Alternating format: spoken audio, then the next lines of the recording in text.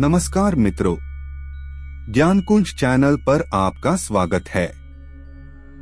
मित्रों, महादेव की कृपा पाना कितना सरल है, जो इस कथा के माध्यम से आपको बताया है। इसलिए मित्रों, इस सुंदर कथा को अंत तक अवश्य सुने। मित्रों, कथा सुनने के बाद आप खुद मानेंगे और कहेंगे कि कितना सच और सरल है ये उपाय। तो चलिए कथा को शुरू करते हैं। एक बहुत बड़े देश का राजा था। उसके देश में एक गरीब सा आदमी रहता था। वह राजा को जब भी किसी बड़े आदमी से हाथ मिलाते देखता तो उसके मन ये विचार आता कि काश मैं भी राजा से हाथ मिला सकता। धीरे धीरे उसकी ये तमन्ना बढ़ती गई। फिर एक दिन उसने ठान लिया कि चाहे कुछ भी हो जाए मैं राजा से हाथ मिलाकर रहूंगा। एक दिन वह आदमी किसी संत के पास गया और उसने संत को अपनी इच्छा बताई। संत जी ने कहा कि इसके लिए तुझे सब्र और मेहनत करनी पड़ेगी।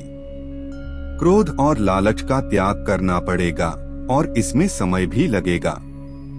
उसने कहा, कोई बात नहीं, मैं इसके लिए तैयार हूँ। संत जी ने बताया कि राजा एक महल तैयार करवा रहा है। तुम वहां जाकर बिना किसी लालच के सेवा भाव और ईमानदारी से उस महल में काम करो। वो आदमी महल में काम करने लगा। जब भी शाम को राजा का मंत्री मजदूरी देता तो वो ये कह देता कि अपना ही काम है, अपने काम की मजदूरी कैसी। और वह दिन रात लगा रहता, खाली नहीं बैठता था। वक्त बीतता गया, महल तैयार हो गया। उसने महल के चारों ओर सुंदर सुंदर फूल तथा पेड़ लगाकर महल को इतना खूबसूरत बना दिया कि जो भी देखता देखता ही रह जाता। एक दिन राजा महल देखने के लिए आया तो महल देखकर बहुत खुश हुआ। तब राजा मंत्री से बोला कि इतनी सजावट किसने की है। तब मंत्री बोला, जी हजूर, ये कोई आपका ही रिश्तेदार है।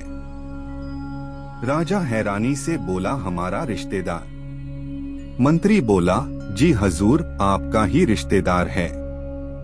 उसने तो 12 साल से मजदूरी भी नहीं ली है और दूसरे मजदूरों से अधिक काम भी किया है।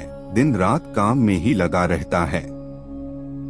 जब भी मजदूरी देने की बात होती है तब यही कहता है कि अपना ही तो काम है, अपने काम की मजदूरी कैसी।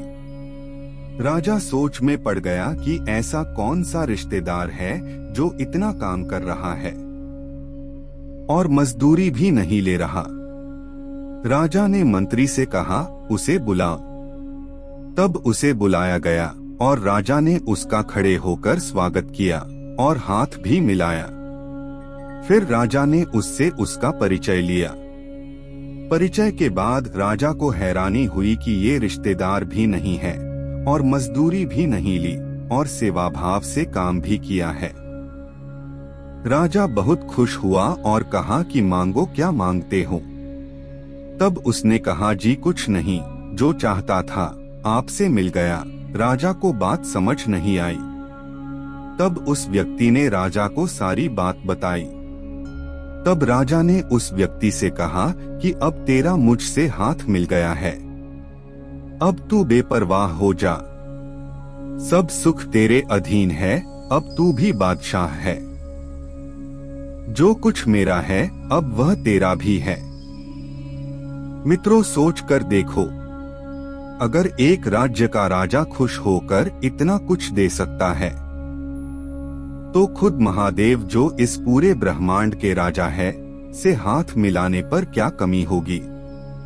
मतलब ये है कि हमें उस मालिक बादशाह की भक्ति जी जान से, दिल लगाकर, पूरी ईमानदारी से सिर्फ उसको प्राप्त करने के लिए करनी चाहिए, ना कि किसी और चीज को पाने के लालच से। जब उससे आपका हाथ मिल गया तो जीवन में कोई और कमी नहीं रह जाएगी। सो अर्ज है कि अपने परमात्मा को खुश करो, चाहे जैसे भी करो।